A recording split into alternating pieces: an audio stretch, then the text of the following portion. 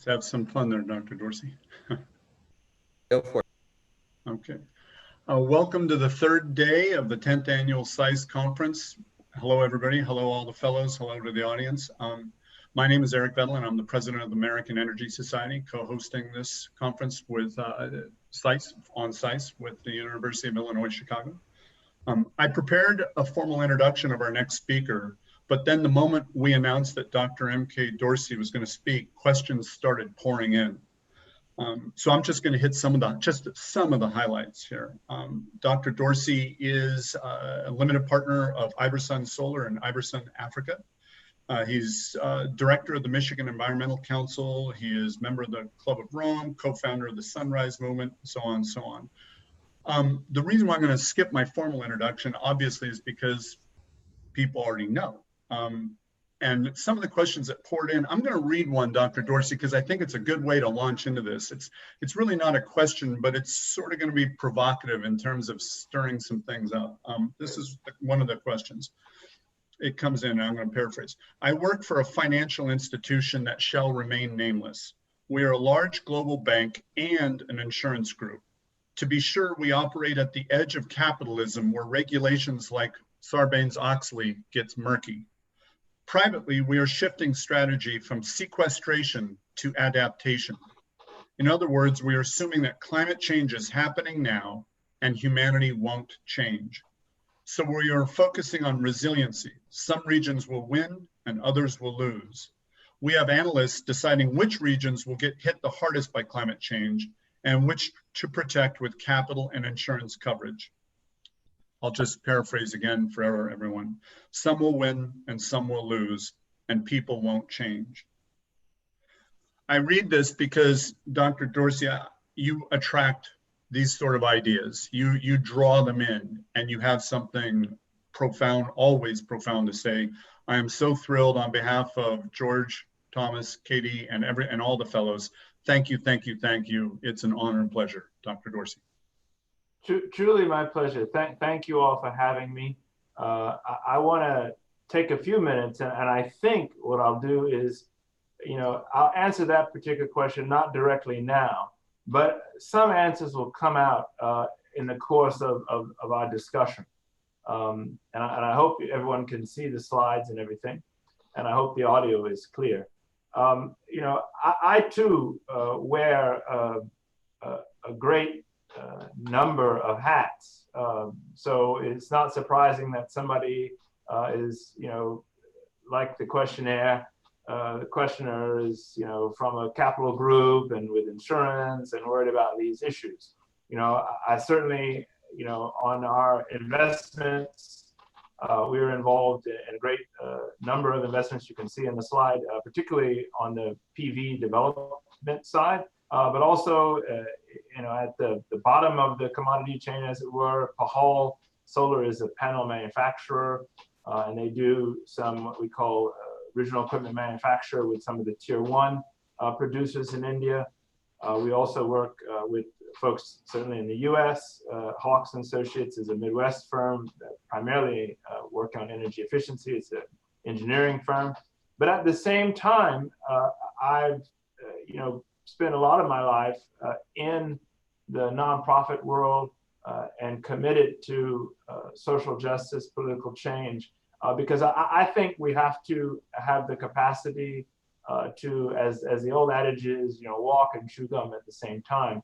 And so some of that is embodied in the work that we put into co-creating Sunrise with folks at Wesleyan initially, and it's grown well beyond that, as many of you all know. And it's also working with folks, my fellow members at the Club of Rome and many other organizations. I say all that to give you a sort of a sense of where I'm coming from to some of these problems. But today I'm going to be speaking absolutely individually. But it's that broad hat that I have that I think is a way of animating all of us, and certainly it animates me into how I approach tackling things like climate injustice, energy injustice, and delivering the solutions that I think are relevant. And that's where I want to focus our attention today, on three key problems as I see them that I think will give us some context. I know the previous speakers from the other days have touched on some of these things. And I want to then focus our attention on what I think are the dominant solutions to those problems. And then I want to close by making just a handful of requests of all of you. And I think those things will speak certainly to that first big question, and then no doubt speak to some of the other questions that I've gotten. So what are the problems? Nothing surprising here. I call this the big problem. It's not really the biggest problem in my mind. It's the problem of the unfolding climate crisis. We could have a whole presentation just on this particular problem. All of you who are fellows, know this problem well. Nothing surprising in this slide. The red bar is the anthropogenic forcings. The blue is what we see naturally. And we know that basically, no matter where you look, what continent, what part of the world, the trend is up, and it's up at a particularly rapid clip. Nothing new is surprising there. I think the next big problem, or the bigger problem, is the one of energy injustice. And this slide does not by any means capture it all. This is simply looking at, on a particular kind of supply, and the nuclear fuel supply, what communities are proximate to digging up of the fuel source for nuclear. And we see that it's disproportionately biased to Native American communities, in particular in the US. So the energy injustice problem encompasses many, many things. It encompasses not only the problem like this that we see where dirty fuels and dirty production are closer and disproportionately located to poorer, more marginalized communities. You could think of energy injustice also from the vantage of, we know we've got great data. My colleagues like Tony Reams at the University of Michigan, and a great number of others, Dan Kamen at Berkeley, looking at the data of how those that are poor, those that have fewer resources, commit and spend a disproportionate amount of their earnings to keep the lights on. Another form of energy injustice. That's, I think, a slightly bigger problem than the climate problem. But I would say perhaps the biggest problem is maybe the nexus of the two. And I call that the problem of climate injustice. Again, the slide is just one sort of representation of the problem. We see the crisis of who's harmed and who's affected in terms of individuals worsening over the decades, particularly as we come into the end of the 20th century, and worsening as we come now into the 21st century. Nothing really surprising here. We see the problem concentrated in the developing world, in the emerging markets, as it were, which speaks to the questioner that some people are absolutely going to be losers and are already losing, and losing in a disproportionately more aggressive way. But that isn't something that's off in emerging markets. It's something that's certainly in the developed world, as it were, in the US. This is a problem. The problem of climate injustice has been on the radar of researchers for quite some time. This is colleagues of mine, Rachel Morello-Frosch, again at Berkeley, and others, Manuel Pastor, looking at the problem domestically in the US, and looking at the way in which the unfolding climate problem impacts disproportionately those on the margins of American society, particularly the poor, particularly those folks of color, minority populations, and so forth. And what's really important about Rachel and company's work here is that they started this stuff over a decade ago. So this is a decades old report. They followed up actually with a new one that came out just last year. So this is a problem that's by no means new, but it's those three sort of crises that I think we have to keep front and center as we think about dealing with climate change, dealing with energy injustice, as it were. And it's worth sort of looking a little bit under the hood a wee bit, because what does it mean and to think about climate injustice? It means that we're going to see a whole host of other associated problems get worse because of the climate crisis, whether that's malaria, whether that's dengue fever, whether that's other kinds of diseases. We see those things worsening as we go into the future of this century. They get worse in 2030 with the blue bars there, as well as towards 2050 with the orange bars. And if you look at those bars with either of the boxes there, whether it's undernutrition in the upper left, or whether it's malaria, whether it's diarrhea disease or dengue, you see that there's a particular concentration again in the global south, as it were. So, and you know, the high country exception is, of course, heat mortality, where we see again disproportionate impacts in the south, but also impacts in the highly in the developed world, as it were. So it's that backdrop I want to give you all to. I think we have to keep that in mind as we think about the solutions to these problems. We have to be fully aware that climate change isn't unfolding evenly around the world, that even the responses to it don't come about evenly. Certain people have more resources to access things, some of the solution set. Some people are going to be harmed as we build out responses to this unfolding problem, and that's the sort of the essence of that question. You could have had no better an opening question than somebody in the sort of finance world who's already planning what I'm telling you. There are individuals that are already deciding, well, some people are going to have to suck it and be harmed by this problem. And some people, well, we may put investments elsewhere that may not push resources to them. That I would offer to you is something we can prevent. And that'll be my answer, my brief answer, direct or indirect to that opening question. I don't think that we're going to have a world, and we don't have a world, where people aren't doing anything, where people aren't responding. I think we live in a world where there's tremendous opportunities and tremendous surprises and stochastic events that are as potentially fit for scale and purpose as those threats of the climate crisis, the energy injustice crisis, and the bigger problem of climate injustice. And we can have a discussion about that at the end. Now, what are those solutions? Two brief solutions. And of course, both of these are close to my heart and my work and my mission, as it were. One, I think, is the money and technological side. We're now in an era, and that's at the 2000 on the far right of the slide, 2018, and really, even into 19, and going forward, where the renewable solution set is cheaper, more profitable, I'll say obviously cleaner, has less deleterious effects on public health than the old 20th century technologies, which, as I love to tell people and remind people, basically, coal, even gas, certainly nukes. These technologies of the 20th century have got, one foot in the graveyard and another one on the banana peel, as it were, in terms of both their profitability, in terms of what they can do to check the solution and solve the unfolding crisis that we talked about at the beginning. Nothing really new here. The good thing about this slide, other than the trend that you see, is that the trend is continuing to be favorable for renewables and not favorable for fossil fuels. That's something to keep in mind as we go forward.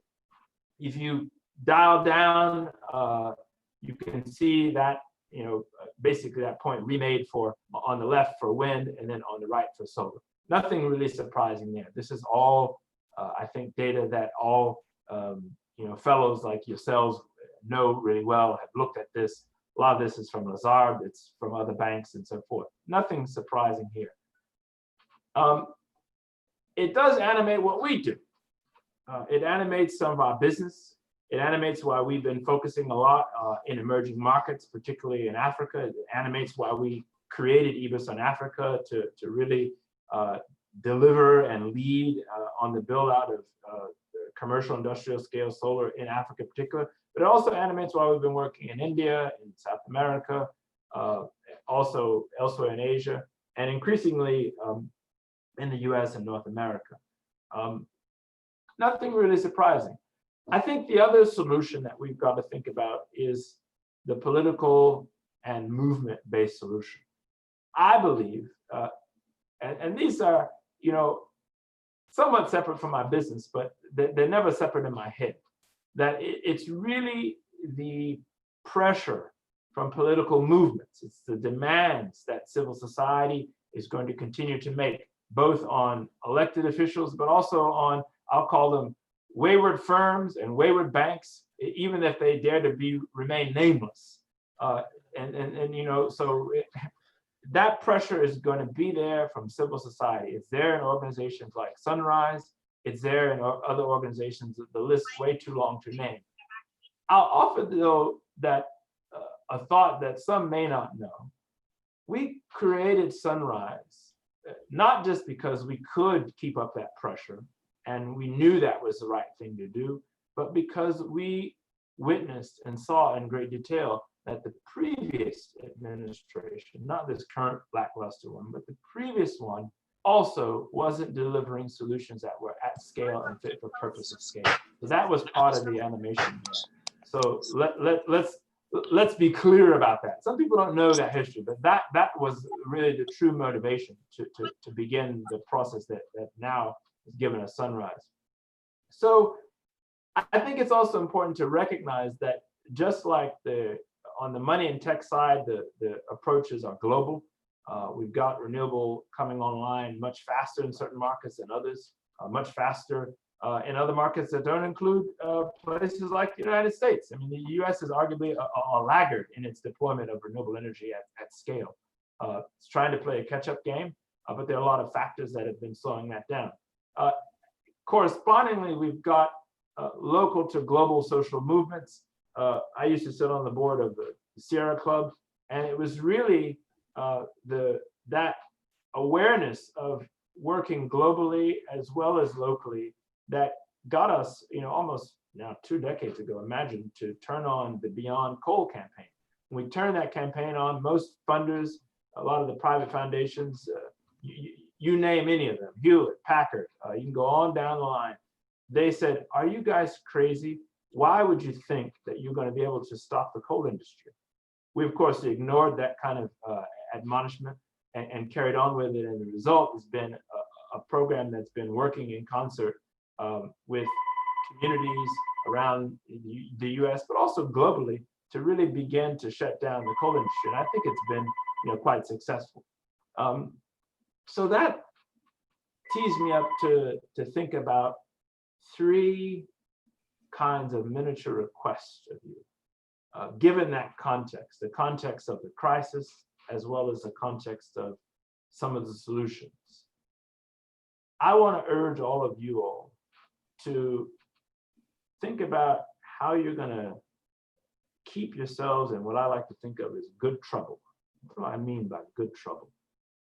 I think you really got to get in the mode of keeping up pressure on those that are slowing down the solutions and also driving some of the problem. Many of you may remember it made some of the Nightline news when we did it. We brought the protest to Senator Feinstein's office, several months back. I thought it was interesting because she said, well, you all don't know a lot, speaking to some of the Sunrise activists and others, I've been working on this problem for decades. And for me, that underscored the problem. A sitting senator reminding people that were trying to keep her accountable and keep the heat on her, that she had been working on the problem and she characterized it for decades. The reality of that was that she'd been a failure for decades. And we need to be able to articulate that, and also not just articulate the shortcomings of elected officials, but also begin to put out forward the solutions. And that's really what we've been trying to do. And that speaks to the second point of keeping both heat in the streets and in the suites. I think it's possible to do that in more ways than one. We can talk about the details of how that's done. That certainly means that on some level, social movement protests, taking over elected officials' offices, as it were, absolutely has a role. protests in the streets, civil disobedience, nonviolent civil disobedience actually absolutely has a role. But we also have to translate that kind of street heat, those large-scale protests, into delivering solutions in what I call in the suites, in places like the questioner's bank, in the insurance firm, at the table with partners. And I think that that's more possible now than it ever has been, because at least for the solution set that we talked about, go back to just the money and tech side, the numbers are grossly in our favor. So if there's any time where we can push on the solution, now is the time to do that. And I think that that tees up the last bit. We've got to approach these solutions, these responses, at the social movement level, at the political level, at the level of the boardroom, with a sense of urgency. And why do we have to do it with a sense of urgency? I think we've got to do it with a sense of urgency because we believe the science. You can't have it both ways. You can't say, well, yeah, we accept the climate science, and say you're going to accept I'll say, how could I best characterize him? The most coherent American candidate for the presidency. You're not allowed to accept his speech from just last night, telling us that we're going to roll out a plan to 2050. 2050 is no longer enough. That's too short. If we stick with 2050, if you really know the science, you know that Kyoto teed up that target as a 50-50 chance, a coin toss chance of staying under the 1.5 degree, threshold. That's not enough. That kind of target from literally a generation ago when it was set down, generation ago, we know now isn't enough. And if we know that with today's science, and we see the solution set on the financial side and on the money side coming strongly in our favor, we've got to push harder and faster and make demands on both the wayward candidate and the more coherent candidate. And I'll leave you all to figure out who's who, perhaps you already know. And so it's those three things that I just want to stress with you. And that's where I'll close. Dr. Dorsey, that is fantastic. Just so you and the fellows know, we started out Monday with data. We wanted people to understand, and I'd love to eventually have you comment on, it's not a gigaton problem, it's a teraton problem, et cetera. But there was about data. Then day two was about letting the fellows in the audience see the inner workings, see people from the industry, from utilities, and how they think. And now today is, now what are you going to do about it, right? And so this was fantastic. Questions, we have questions. Giselle has a question. I'm going to piggyback on it just so that it weaves into what you just said. Sure. Giselle asks, what do you think is missing from current conversations surrounding sustainability and energy? What do people need to give more focus towards? And I'd like to also add, you had mentioned political activism and speaking out, I think you called it good trouble, but there's also an incentive. You said that the money is grossly out of balance. Does the message also include incentives to do the right thing? Do you know what I mean? Is there an intersection of the political and the financial? Giselle asks, but I do want to make sure, Giselle's, what's missing? So I think we will, even when you have disproportionately large profit potential with renewables, which is absolutely the case in many, many markets, including here in the US for that matter. You have returns, above 10, 12, 15% in many markets here in the US. You have some returns, north of 17, 18, approaching venture grade returns. Even when you have that, and that is a bona fide reality in both developed and emerging markets, and they can be even more profitable in emerging markets. We've got projects in some markets in Africa looking at north of 25, approaching 30% IRR. So even with that, you still have to deal with slow walking utilities. You still have to deal with regulators who are no disrespect to peers of my father, that are living in a 20th century mentality. So there is nothing that I think displaces the need for increasing urgency. And I would say that that is too often missing in some of these conversations. And I think those of us who've got the data, those of us who've got the science, those of us who are sitting in offices where you've got, as your opening questioner said, a whole separate team of analysts. It's a kind of form of bankruptcy, no pun intended, if he's in a bank, to have a whole separate team of analysts that aren't giving you the cutting edge information. So we've got to keep the pressure on folks, because there is an unfortunate tendency for some, not all, for some to walk too slow, to be too laggard. And we've got to keep that pressure on them. Absolutely. George, I know you have some questions in the pipeline. Should we let Chris, you had a question that kind of shifted. Does Chris want to ask it, or Chris, do you want me to? I know you submitted it. I'm cool to ask it, but my question, just because I'm curious, is I'm the hub coordinator for Sunrise Chicago here, and I was just wondering, like, what was your personal contribution to the Sunrise movement and how you helped get it to where it is now today? Blood, sweat, and tears, Chris. And this is the, I call it, there's I'm trained as an anthropologist, for those who may have found that out or not, but there's a wing of anthropology that it's called the study of boring things, people looking at telephone books and other things and understanding, how society works through the sort of the mundane aspects of it. So a lot of what I did was very mundane, getting us office space. Basically, at the time I was sitting on the board of the Sierra Club, and I said, hey, look, we got a handful of people. We have this big giant building in DC with all these floors that are empty. Well, I don't want to pay. I want some corner space, because we got all these floors that are empty. We moved from a small house near, behind Capitol Hill to this, we had 4 floors in a building, of which when we first moved there, most of these floors are empty. So doing very basic things, and I think that kind of contribution, if you're sitting in a bank or if you're sitting on a board, one shouldn't underestimate the quotidian. It's as important as the iconic as you were.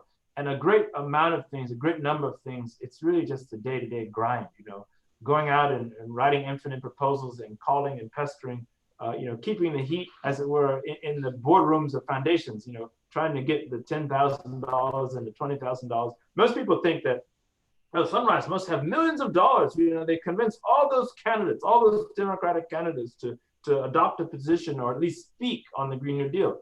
No, we don't have that. We have sweat equity. We have grind. We have toil. And that's how you get things done. There's no sort of magic wand. There's no tricks. There's work. And if you're not really committed to do that, well, then step aside, because a lot of other people are.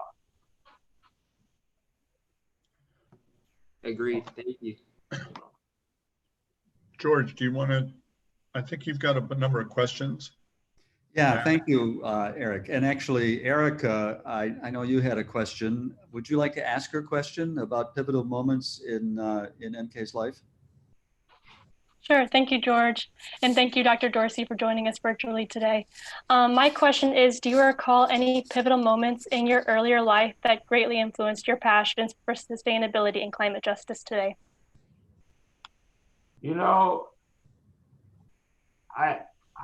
One stands out, and it was a bit depressing, to be perfectly honest.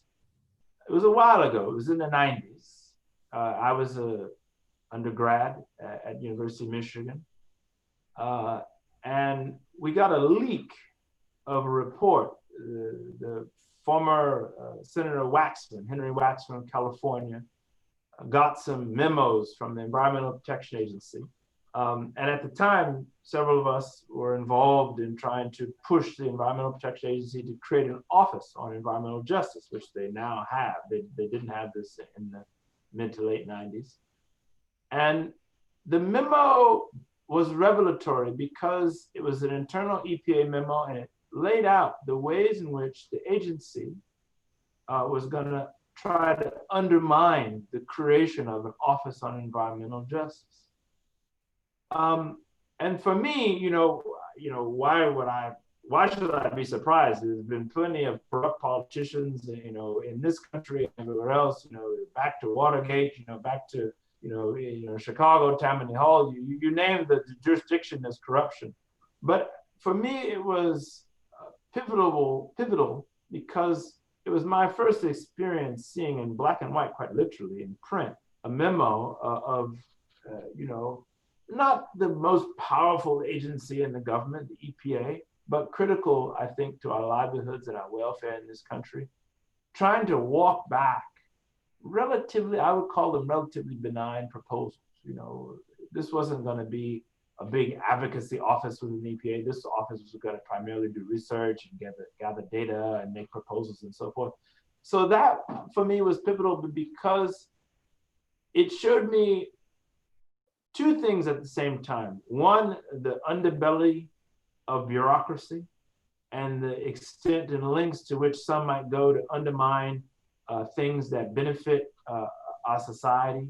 But also, at the same time, when we got this memo, several of us, students working with faculty and working with nonprofit groups and so forth, activist groups, were preparing a response. And indeed, the memo was in response to things that we were doing to get the office created. And in the long story short, the office got stood up and created, and it revealed to me the way in which a committed team of folks can work together to get out ahead of what I'll call the underbelly of activity, as it were.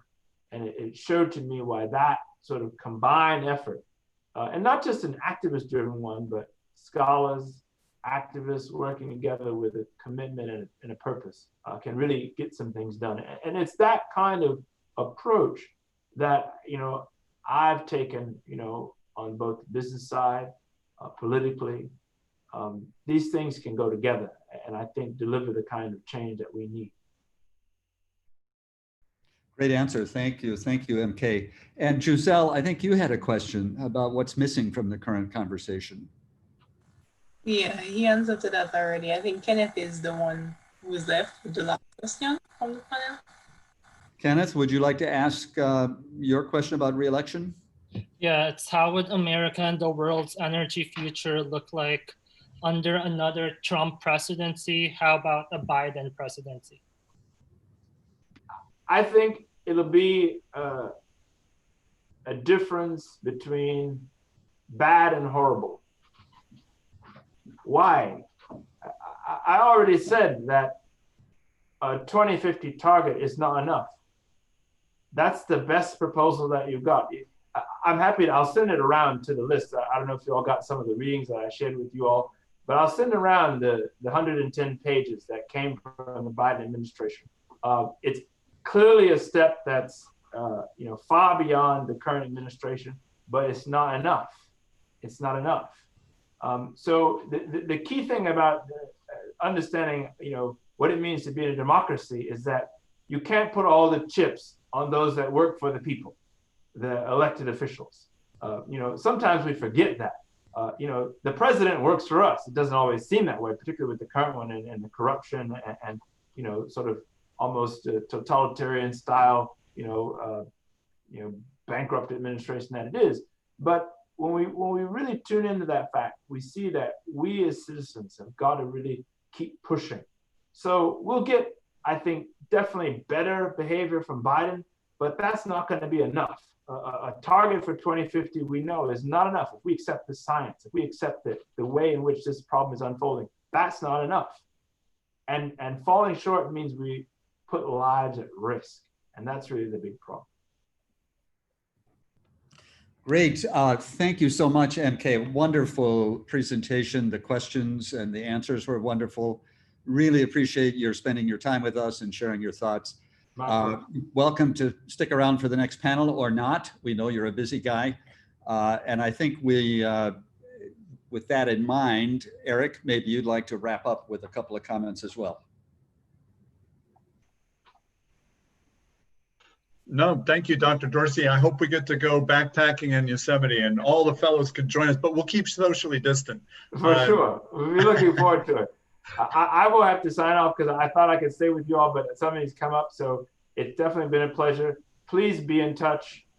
You all have my contact information and follow up with whatever you all like. I really appreciate it. It's a trite word, but it was special. Thank you very much. It really was. Thank you. Thanks a lot, everyone. Take care. Thank you. So with that, let's move on to our last panel of the day. It's change through organizing and activism. We have 3 panelists. Let me introduce the panelists first very briefly.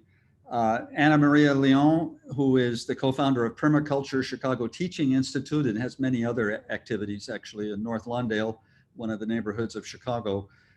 She's co-owner of Home and Grown, 3LC, a social enterprise focused on propagating urban durable perennials and on creating regenerative, edible, and ornamental landscapes.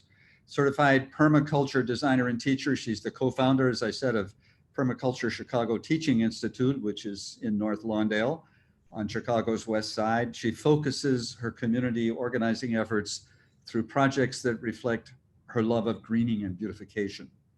Second panelist, Christopher Walsh. He's the hub coordinator of the Sunrise Movement Chicago. He's been organizing with the Sunrise Movement for the past year, working to build a multiracial, cross-class movement in order to win a Green New Deal at both the federal and the local level. And Ashley Young, she's the lead youth organizer for Florida of the Alliance Climate Education. She's a Florida native, has a strong affinity for the outdoors and preservation. Has been a vocal environmental advocate for over 10 years. She founded Students for the Environment in 2011 at Hillsborough Community College. She holds degrees in economics and global sustainability with concentrations in sustainable business and renewable energy. She sees Florida on the front lines of climate change and works to correct the large amount of misinformation which is out there. She engages people to think critically about environmental sustainability and lobbying federal and local representatives. So these are our 3 panelists. I'm going to ask each one of them to take roughly 7 to 10 minutes to say something about themselves, how they got to where they are now, what their passions are, and introduce their subject. And then following that, we'll go to a discussion with the fellows. So can we start with Anna Maria? Would you be willing to kick it off for us? Sure. Hi, everyone. Thank you for this wonderful panel. I just can't even believe I'm on this with Dr. Dorsey and with all of you. It's amazing. So as George said, I've been actually working with the SICE group inside of the work that we've been doing in North Lawndale for about 3 years now. I am originally from the Philippines, and I live on the west side of Chicago.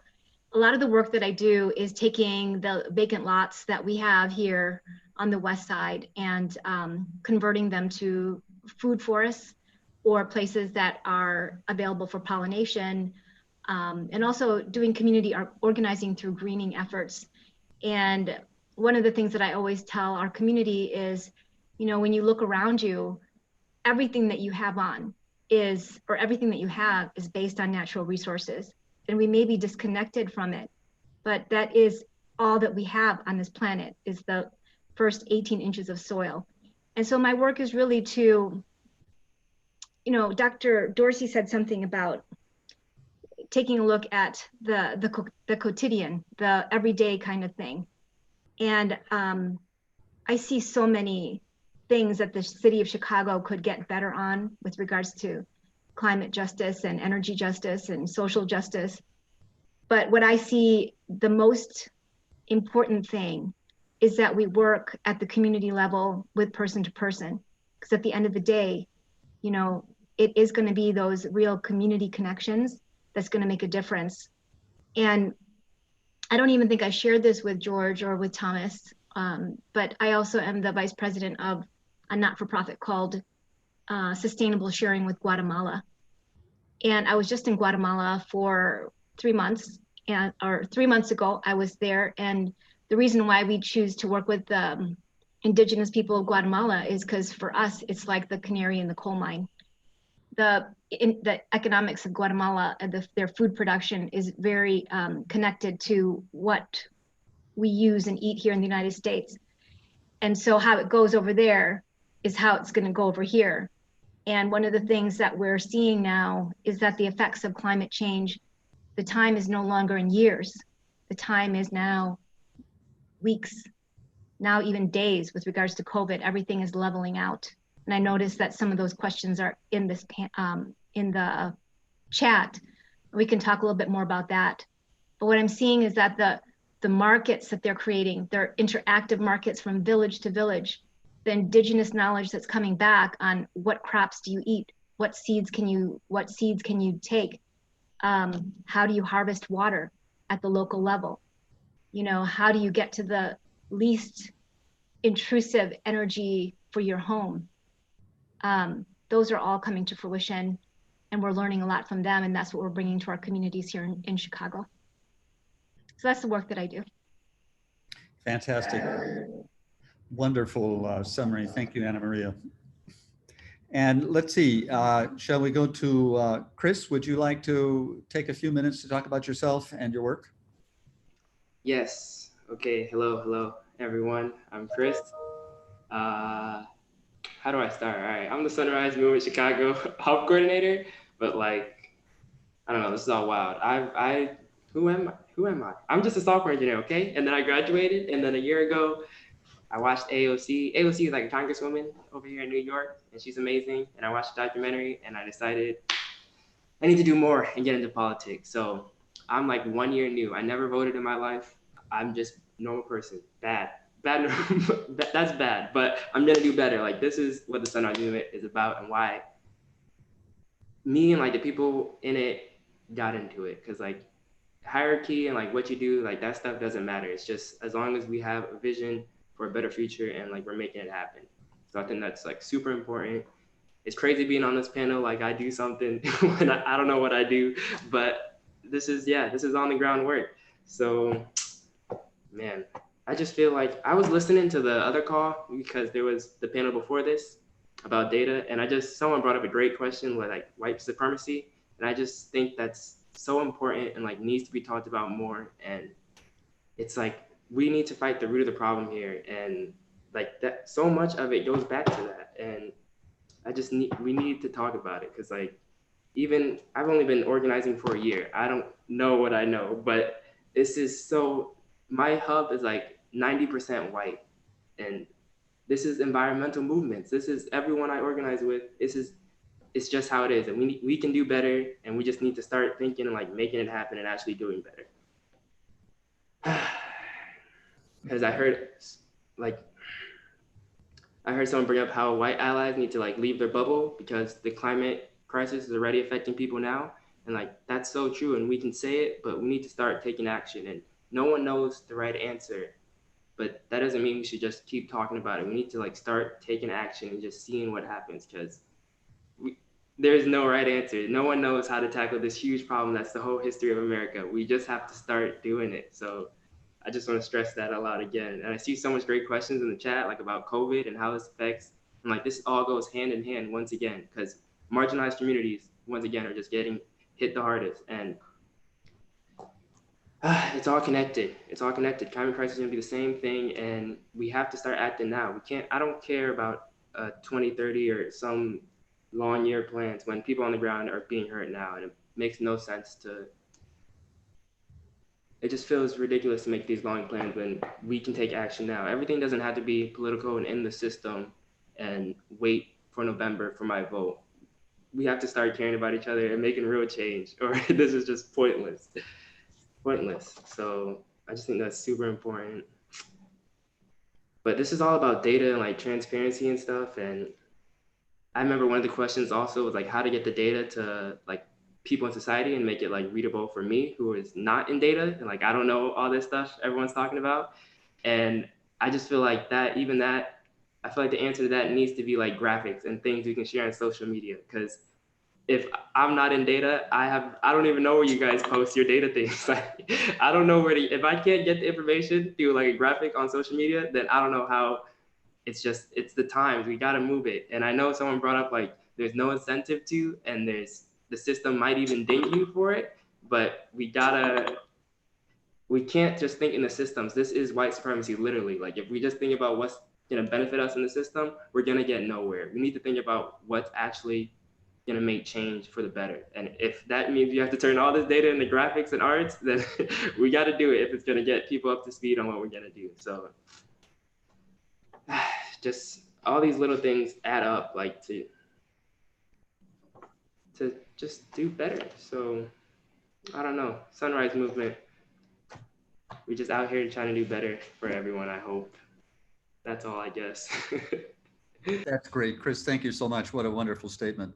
And we'll have time for questions, of course, and lots more discussion about this. Ashley, how about telling us a little bit about you, how you got to where you are, and whatever else you'd like to share. Thanks. I'm a very visual person, so I've put together some slides to help me along, talking through change through organizing activism, especially for the Alliance for Climate Education. And I just want to say how honored I am. Just 2 years ago, I was a fellow on your side, visiting Chicago for the first time. I'm in Tampa, Florida now, and this year's so hard. So I feel for all of you having to do this digitally, but I hope that you'll take advantage of the opportunity to visit Chicago and another cohort of SICE. So I'm so happy to be presenting to the best nerds on earth and talking about ACE, which is my new favorite organization. We refer to them as ACE. It's the Alliance for Climate Education.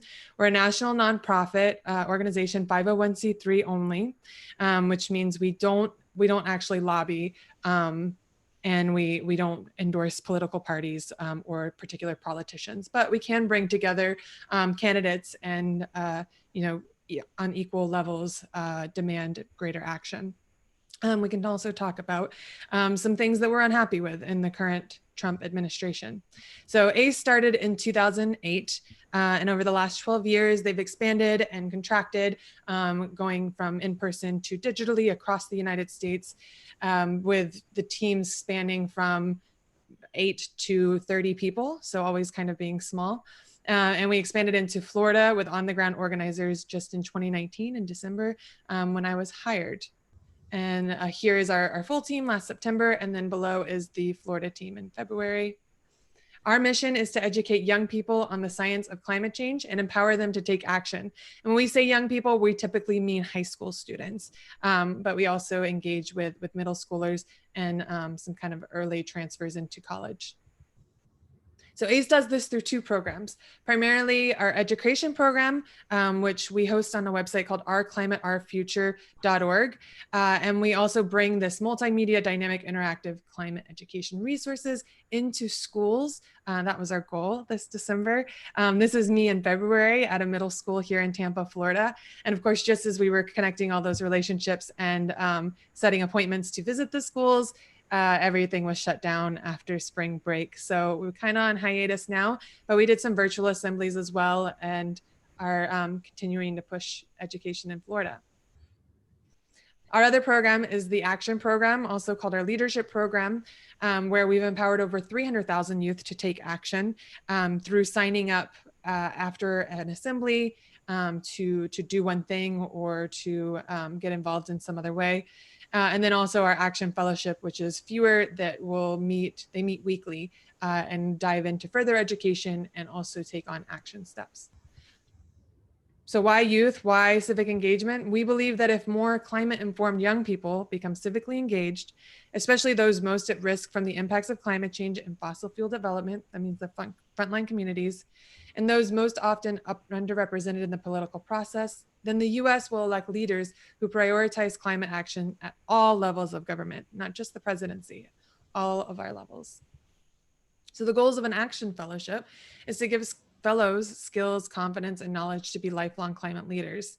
And so that's what we've done this year. And I'll give you the numbers on how many students in a minute.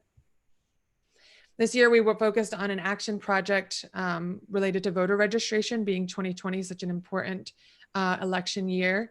We also have local campaigns that we work with local partners, and our fellows help determine how they contribute to a campaign or what campaigns we should get involved with. And this is a 30-second video I thought I'd share. Hopefully the sound comes through.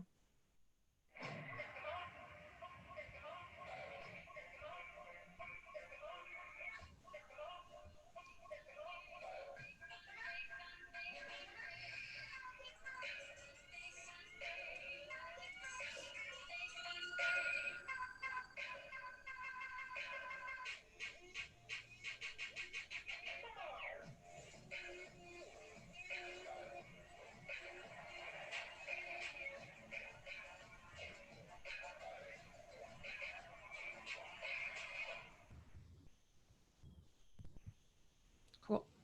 So for the best nerds on earth, I thought I'd better include some data. And we have, working for such a great organization, one of our values is transparency. So we're currently working on our 2021 strategic plan, which our fiscal year does start in July.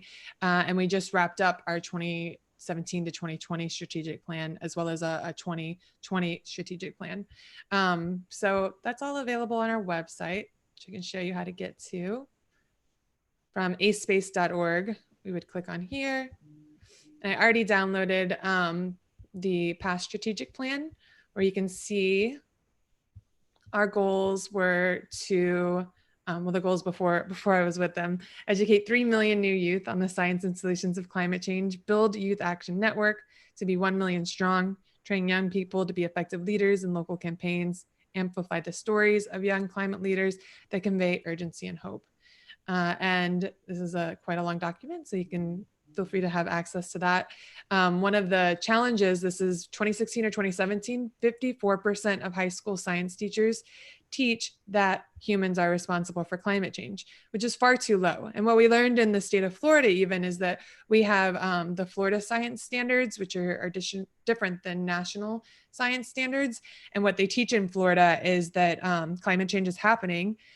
However, the context of it is that the climate has changed over billions of years, and that it's a natural process. And so while that might be true, it's not listening to the context of right now. The change that is happening, of course, is happening at an accelerated rate, and we know exactly what's causing it, and it's far from natural. So high school students are graduating, and unless they have an exceptional teacher that goes above and beyond the curriculum, or they have access to free materials like ACE is providing, or the Clio Institute in Miami, then they'll likely be unaware or confused, misinformed about how big of an impact climate change is going to have on their lives, and what they would be able to do about it. That's available for you to look at. And also on the website, we have some other numbers for tax forms. Imagine sharing your tax forms, financial statements, and all of that is readily available. So speaking on our goal for 2020, we reached a total of coming into 2020, it was 380,000. No, sorry, at the end of 2020. So it would have been 109,000 more for the year 2020. And that was, in part, we weren't going to get to 1 million, in part due to delayed funding and not being able to hire the people on the ground until towards the end of 2019. And then with 2020 brought new problems of not being able to be in person even after we hired our in-person staff. So we shifted to virtual fellowships and virtual assemblies, and still grew by the numbers you see here. And this was our class of 2020 for the ACE Action Fellowship. These students met weekly and learned a lot more about climate change, climate justice, and took various in-person actions. We had 4 fellowships in Florida, 2 in North Carolina, 2 in Wisconsin, and we are set to start fellowships in North Carolina, Pennsylvania, or another one in North Carolina, 1 in Pennsylvania, and 1 in Ohio. 91 fellows total. And that's kind of the breakdown there. North Carolina had, we did have organizers on the ground. So we had a fellowship last year, and 11 students returned to help lead the new fellows. And fellows get involved in various projects, including climate strikes, Instagram takeovers, youth takes, which we show on our Instagram, and kind of has a compilation of young people, speaking out on current events. They testify at hearings, they pull together webinars and film screenings. Next week, we have a panel that I'd love to invite you to. It's next Thursday at 7 p.m. Eastern time. And I'm going to drop the link in the chat in just a moment. Vic Barrett was a fellow and is now one of my colleagues and a fellow organizer in Wisconsin. And he will be leading this panel to talk about on the front lines, how Black Lives Matter and climate justice intersect, and to highlight some of these amazing leaders who are working on this currently, and not just, as Chris was saying, not just waiting for November. There's a lot of work that we need to do day to day. And for all of you to get involved, one thing you do is text DOT, which stands for Do One Thing, to 42108. You can follow us on Facebook, Instagram, or Twitter. If you do decide to text DOT, then you'll get a text back letting you know that you're entered into a $5,000 scholarship. If you're still a student, you would be eligible, a college student. And also asking you to choose one thing, which may be, less meat, have the talk, which is like talk about climate change. Typically we share this at the end of a 40-minute video, kind of detailing all of the aspects of climate change and how it's impacting people. But I thought I'd give you that opportunity. And there's also my email address. Thank you. Wonderful. Thanks, Ashley. And thanks to all of the panelists for their intros. Let's turn to questions. Quite a few have come through on chat. Gabe, I think you had an interesting question for Chris.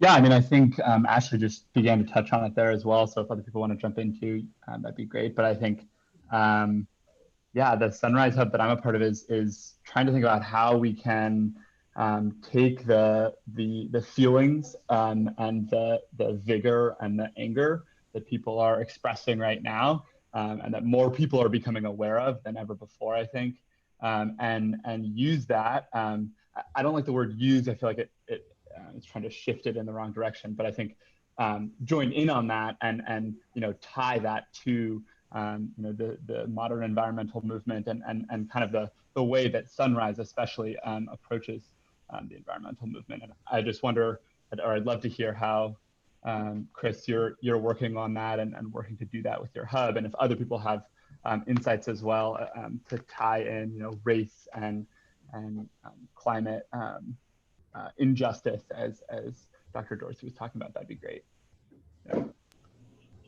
Awesome. Yeah, I feel like I can't speak for your hub specifically, but like my hub has a lot of privilege, so I hope that we try to use that to make things more equal. So like, for example, we have like so much, I don't know how we have so much reach, but when we do a fundraiser, people give us money. So we created a fundraiser for International Indigenous Youth Council, Good Kids Mad City, and Little Village Environmental Justice Organization, which is local groups here. And we raised them like 13K and split it 3 ways. And that's for them, like nothing for us, just because it's privileged. I don't get it, but we're all white and we have the reach, so we get the money. So like stuff like that. And then showing up for all their actions, because like, even like it's not housing. We just showed up to a housing event.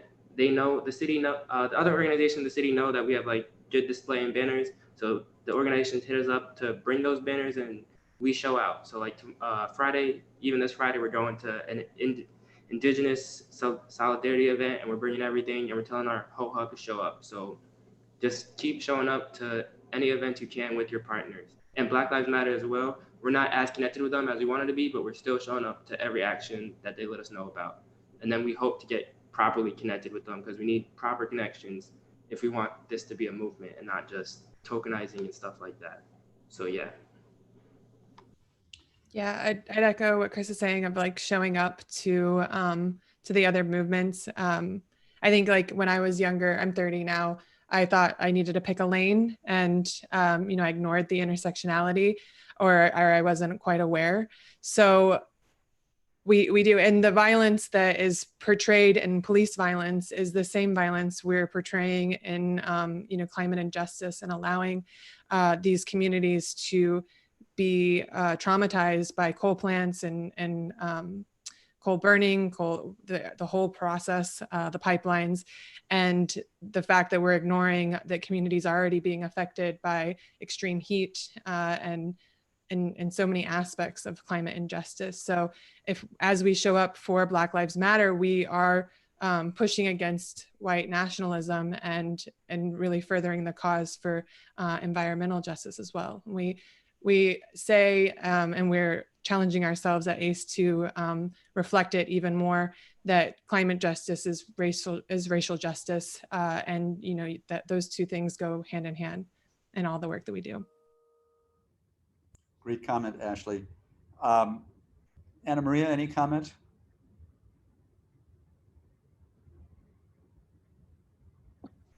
I have 5 children from the age of 32 to 20, and they are amazing on technology and on action. And I've learned so much from them. Most of the time I'm in the gardens. I'm in my political stance is to grow food. It is one of the most politically charged acts that a person can take, is to grow your own food. And even though it seems a little small, it's that's, if we could take on 10% of these large ag corporations, it's a threat. So when our communities begin to grow their own food, have fruit nearby, it's also a political action. Yeah. Can I actually show something? Sure. Yeah, I want to share some of the things that we've been able to do in North Lawndale. But this is something that, in North Lawndale, we have what's called a QLP, a quality of life plan. And one of the aspects of improving, so for those of you who don't know, North Lawndale is primarily African-American. We have like 40% unemployment, high violence, 83% are renters, and a lot of run-ins with the law, right? So a lot of people don't have access to jobs white collar jobs. So one of the things that we took a look at is how can we create a greening economy? And so we have like beekeeping services that we train people in, and we also have urban agriculture and sustainable horticulture. But that's me, that's my grandmother. So learned all my wisdom from her. But this is my backyard. And then what we do with people's yards, we take it from this to this, and that's called forest gardens. So, you create habitat. And one of the things that I always talk to people about is, if you're going to talk about social justice and climate justice, it's not just a human effort. It's not just an effort for humans. We got to start building habitats that also take into account all the insects, all the birds, all the mammals. And a lot of people get upset, like, why are there raccoons or squirrels in my backyard? Because they have nowhere else to go. We have completely over-habitated the earth. And so this is what you can get in your own yards. And I'm saying this to you because you can go to all the actions, which is also great. But also, if you have access to land, start to till it. And then this is my neighbor's yard. So we started to create community. Now she had chickens. And so now we're across the fence. We're creating community. And we went to our a vacant lot that's on the corner of our block, and we turned it from this. We got our community together, and then we turned it into another food forest. We have apples and pears and plums and all of this kind of food that goes through there. So that's what we gather from that food forest. And we also have places that we can get together as a community. And then we took 4 city lots, and then we created it again with community. And now we farm it together as a community. So I just share that with you, so that way you can see there's many levels of action that you can take, and every single one is valid. And I just want to throw in, so last year at Size, Anna Maria helped us find locations in North Lawndale. We had, I think, 2 or 3 parks, and like completely transformed like a vacant concrete lot into like with hill and planted all kinds of plants. I mean, I don't know what it looks like now because I haven't left my house in like 4 months, but like it was amazing the kinds of things that we were able to do just in like 4 hours. It was so easy, and thanks to Anna Maria for doing that too. Yeah, and those are also like small things that you can take on because all the work that you all are doing are long term. I mean, you and so that you can stay like motivated or inspired is more, these little things will keep you inspired in the long-term work that you do. And one thing I think about Anna Maria's work that's very important to point out, North Lawndale, it's people to people. So you can talk about the climate, which is, well, maybe an abstract concept. Of course, it ultimately affects people. But what Anna Maria is doing and growing food, it's very local and community based. And I think that's an important point. Suzanne, you had an interesting question about people in Florida. And I wonder if you'd be willing to ask that directly. Yeah. Actually, I think your work and the A space work is amazing. I was very impressed, but I've always heard about how conservative people in Florida are. I'm not very familiar with them, but that's what I hear. And I was wondering, what kind of challenges have you faced to bring aid to the communities, to the schools? Are they usually open to listen? Should they take home some of the messages? So could you share with us what have you guys done to overcome those challenges? Sure, thank you. Florida is, we're a purple state, so we can go either way as far as presidential elections. Our state legislature has been primarily Republican, which has somewhat been to our detriment because amazingly, for ballot initiatives that the people vote on, we've been very progressive. We passed a commitment to buy up land to preserve, which the legislature hasn't really fulfilled on. We passed overwhelmingly Amendment 4 just last year, saying that citizens returning from having a felony should be given their right to vote automatically.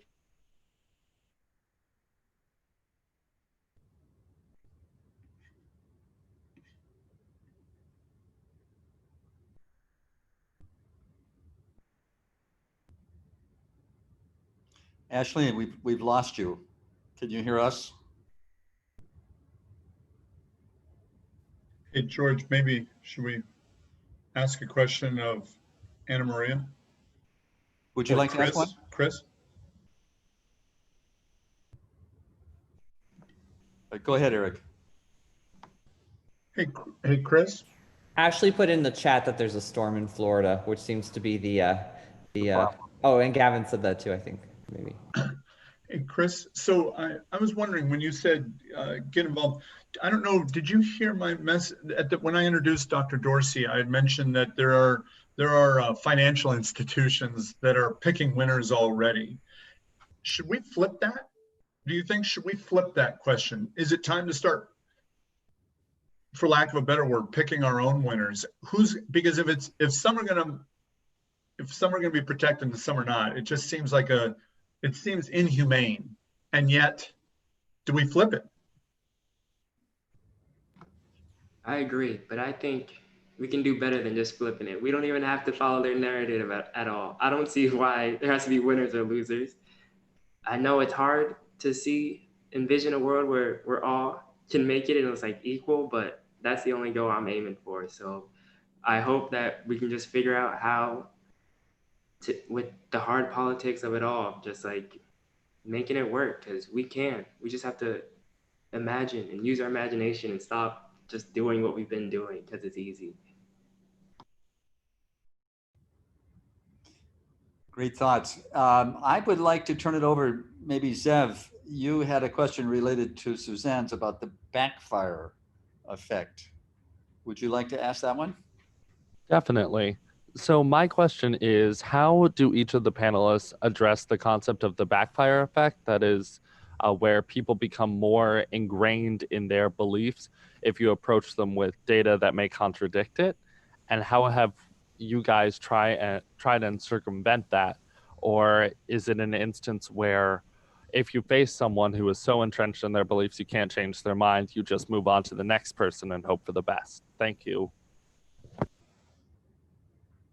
Who'd like to pick up on that one? I think it's for everyone. You know, I think you just got to continually share yourself. For me, I've had to walk away many times from the city of Chicago and certain departments and their practices and just go a separate way. So sometimes you have to know when to move forward and when to push. And there's also a reaction that happens, especially if you're so committed in whatever movement you're in, and then all of a sudden you step back. So there's a saying that says the more that you resist something, the more that it will persist.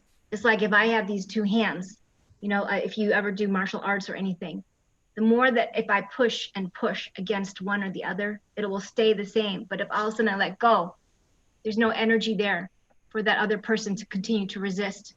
And then all of a sudden, when you take yourself away from that fight, the person who's fighting may have a moment where they say, oh, well, what happened? Because oftentimes people get ingrained because they just want to be right. It's just part of the human condition.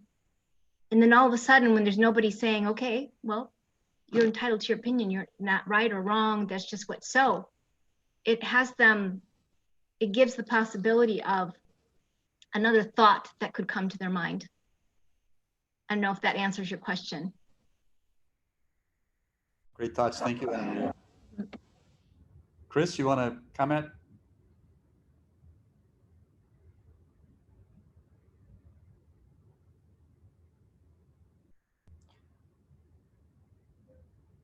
So let me move to the next. Actually, Nathaniel, you had a question for Anna Maria about working on an organic farm and, in a sense, the payback from that. Would you like to ask that question? Sure. So Anna Maria, my question is, this summer I'm an intern on an organic farm.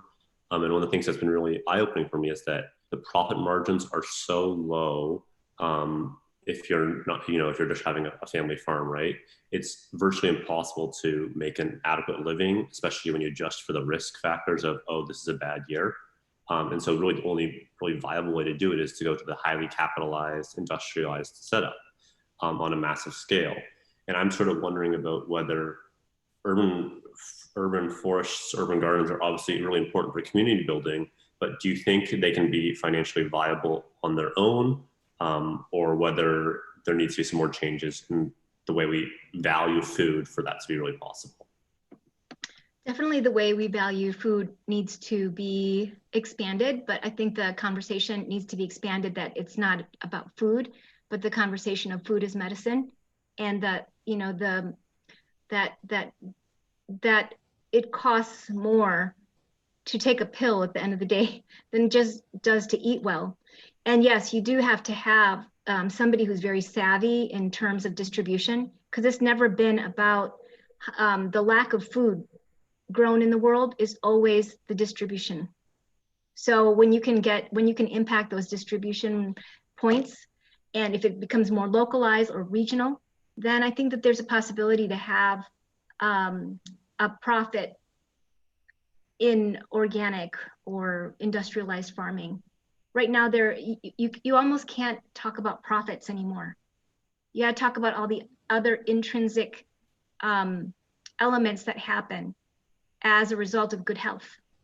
We have to, I think that reframing the conversations from profit margins to, you know, I was really struck by Dr. Dorsey and that question that was proposed by Eric, that there are people out there, Wall Street people or whoever, that are already gambling on who are they going to support and who are they going to let die. You know, there has to be another conversation, a new conversation that we can all create together. And that's really about how do we have community as a planet, not just regional, but how as a human being, who do I need to be now from the other people on the planet? For sure. And I was just asking more about, like, sure, from a self-sustainability standpoint, because farming is a 24/7 activity for the 6 months out of the year where you have a viable season, right? Mm-hmm. And it takes a lot of work. And if people who are working on these farms, they can't support themselves, right, then we have a bigger problem because these farms aren't going to be existing and for very long.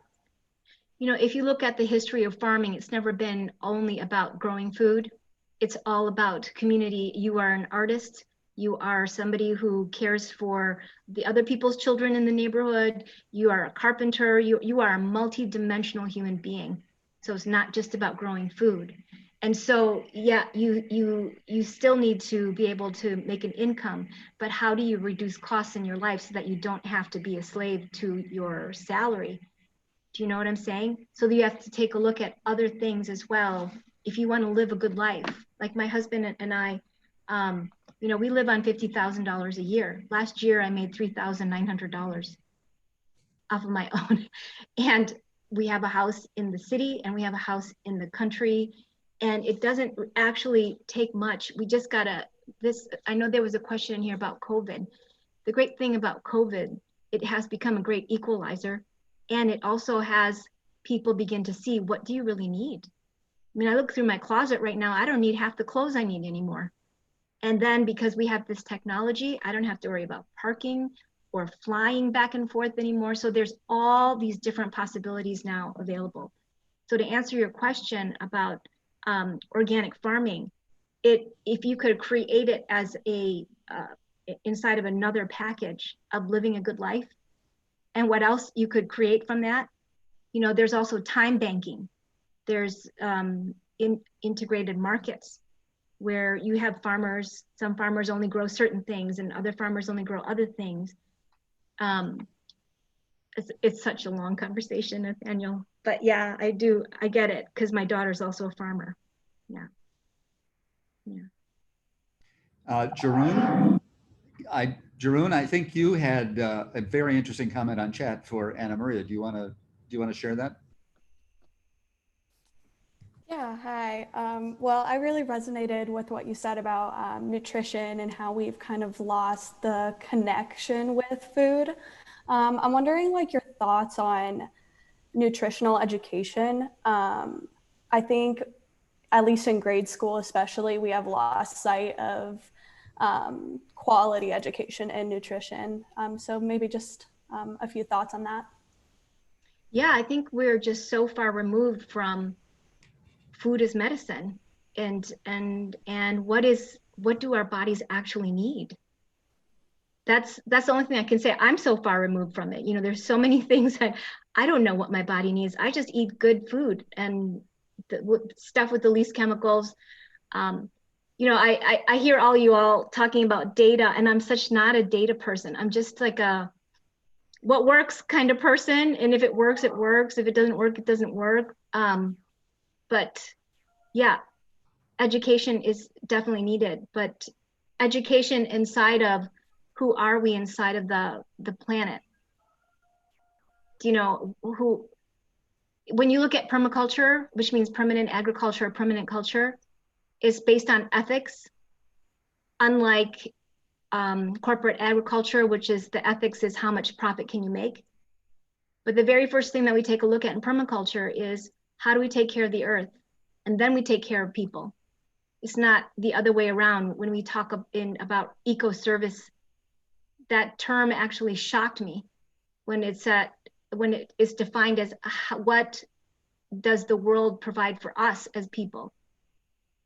The world doesn't care about us. We're just like ants on the planet. It burps and a volcano erupts and we're all dead. Do you know what I mean? It gets a fever and we die. It's not about us. And when we can switch what we're talking about and focus on what the earth needs, then all of our needs are met. And then our communities are met, which is why what you all are doing is just incredible. You're turning that conversation on its head. I'm just in amazement of all of you. Great thoughts. Just to add a little bit to it, we were talking on the first day, Monday, with Stephen Chu about redefining what wealth means.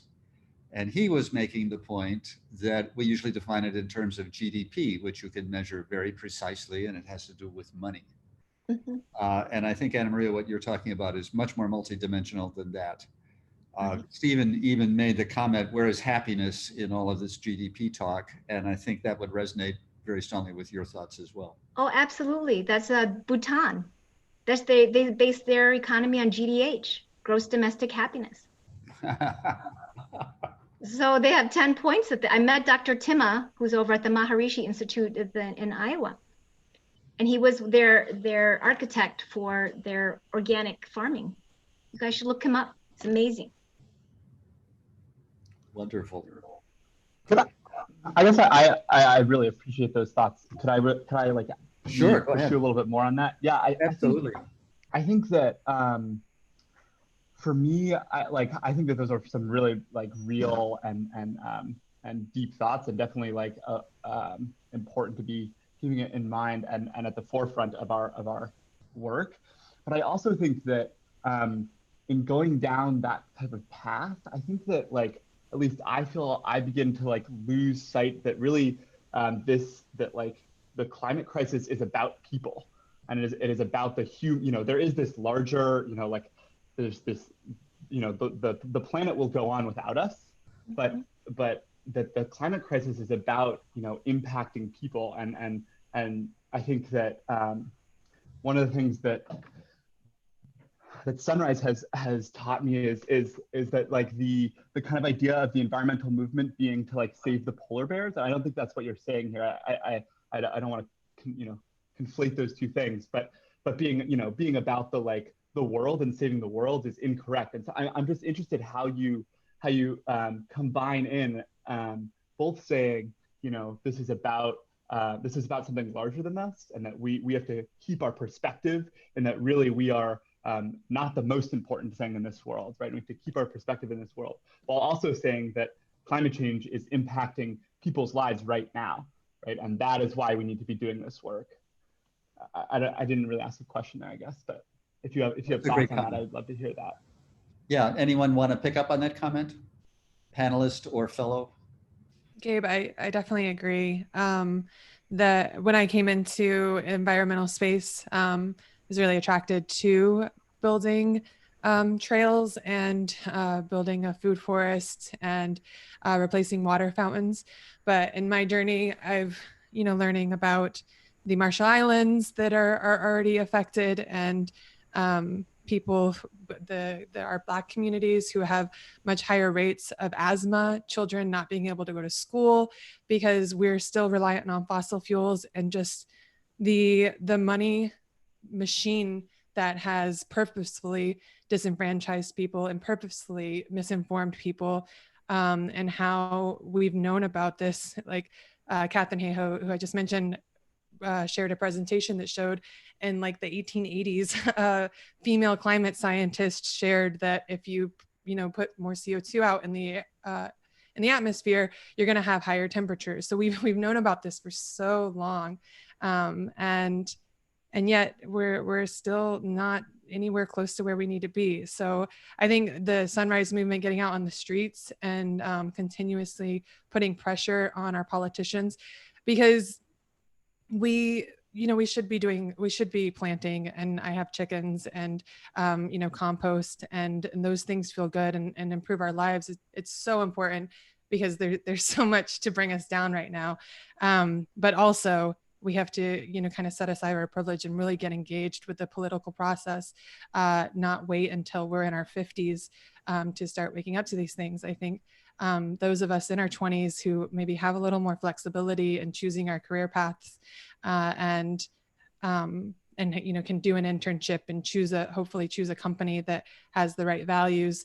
I think these bigger ideas and bigger decisions are crucial, and saying that we won't accept how poorly we've reflected on this in the past. We have to address this issue in leaps and bounds, because it's affecting people now, and it's been affecting people for decades, and it's not fair. It's not right. Unacceptable. Great comment, Ashley. Chris, anyone or fellow we have about 10 minutes left. And do you want to pick up on this discussion? I'd like to say something.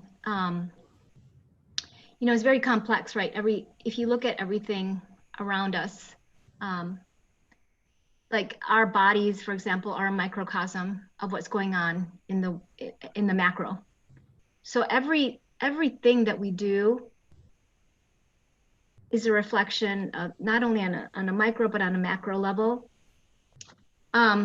If you look at every society that disappeared, the thing that had them have to move, now they're finding out that the Anasazi had to leave because there was no more water, right? There was a drought. But every major society that came and left is because they ate up their natural resources. And so we have to, when I say we have to take a look at all our actions that we have. And it's very difficult. It's not a simple solution, because I still go to the grocery store. I use plastic. I can't avoid styrofoam. It's like, what do we do? So it's not a simple answer that we have here. But when we continually look at what we can do on an individual basis and be inspired to do more for another person, I think that we're going to find that the issues that we have aren't as insurmountable as we think they are. If I'm going to live my life for myself, then things seem insurmountable. But if I live my life for Ashley or for Jeroen or for George or for Zev, if my life is about you all having what you want in your life, then solutions become easier. I don't even know why I said that. Great comment. George, can I comment here? That was beautiful. That was beautiful. Yeah. I think you're going to get a lot of agreement with that statement. That was beautiful. Yeah. Yeah, George, can I come in here? Of course. So this question is for Ashley, and it's just something I've heard people say and something I've thought about. And since you have a very, you have good experience in pushing for sustainable new stuff. I mean, you talked about organic farming and all those things. It's not something you hear every day. Now, how do you feel when you see other people doing the opposite of what you're doing?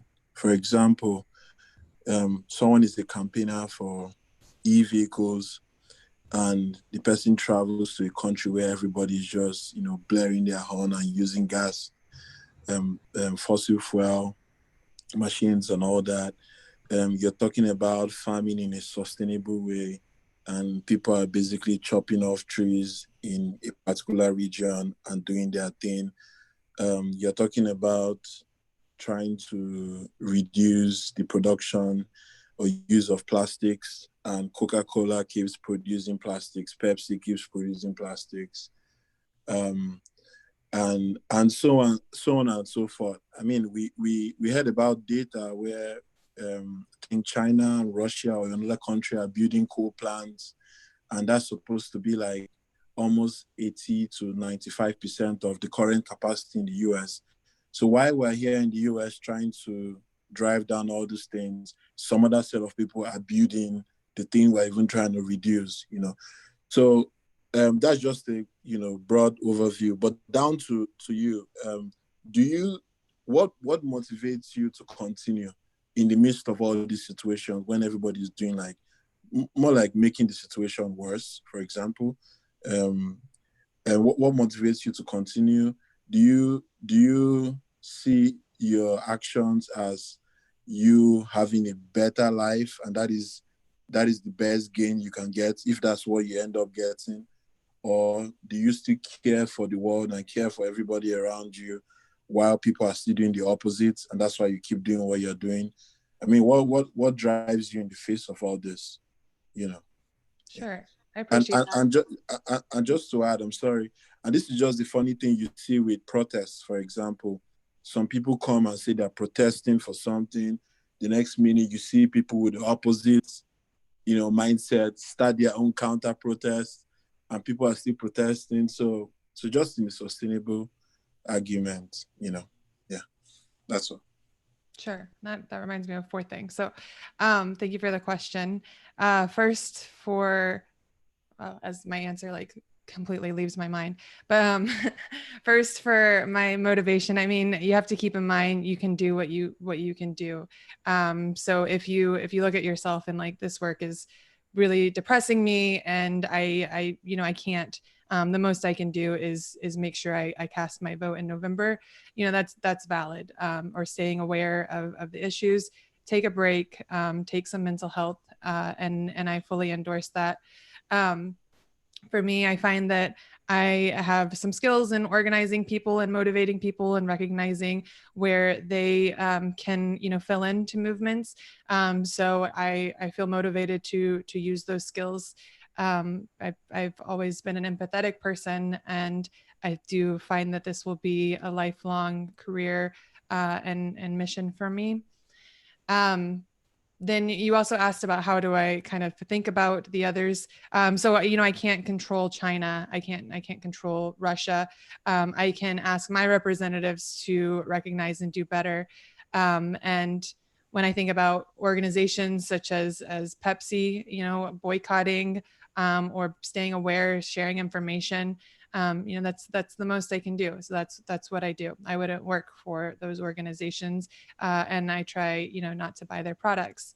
And then when I speak with individuals, I try to have a lot of empathy in those who have been misinformed. I actually attended quite a few Young Republican meetings here in Tampa to better understand, where they're coming from and what their ideas are. And when you talk to people on an individual basis, it's not the evil other person. People are people all around. And when you talk to them, you can find common ground of that they care about different things that are, some similar things. They care about children not being able to attend school. And yeah, so I try to think about the incentives that drive them, pulling on the economics degree, or where we can find common ground to invest together. Americans for Prosperity was one nonprofit that I met through the Young Republicans, and they're trying to just turn off taxes. And we kind of had a challenging conversation. I think he walked away. He promised me lunch, or like to go to lunch and talk more, but then he avoided that. So I think I might have given him a little too much to think about in our brief conversation. But yeah, you just kind of got to persist as much as your mental health will allow. Great comment. So we have, let's see, it's 19 past, and at 30 past, half past the hour, we're going to start the debrief. So I think we really should give ourselves a 10-minute break. But I do want to thank the panelists. I want to think this was one of the best conversations we've had, I feel. There's lots more to say. During the debrief, I'm looking forward to you guys breaking up into groups and coming back with comments about today, because I think there are many possible comments you could come up with, and I'm very curious to hear what you're going to think. Thomas, do you want to take us out? First of all, just thank you guys so much, Anna Maria, Chris, and Ashley. We can all give hands. Yeah. Perfect. All right. Thank y'all so much for joining us. It is always a pleasure. Chris, it was so great to get to meet you through this whole process. Anna Maria, it is always a pleasure to see you. Ashley, it was wonderful for you to join us again this year, kind of as a second shot at size. Y'all will end the live stream now, and we'll meet back at 2:30. Sorry, could I say one last thing? Yes. Sure. So you know what, everybody? We're all gonna die anyway, no matter what. So just live the life that you want, and you'll find that you're gonna live it for other people. So Very well said. Yeah. Very well said, Amber. See you in a little bit. Thanks all.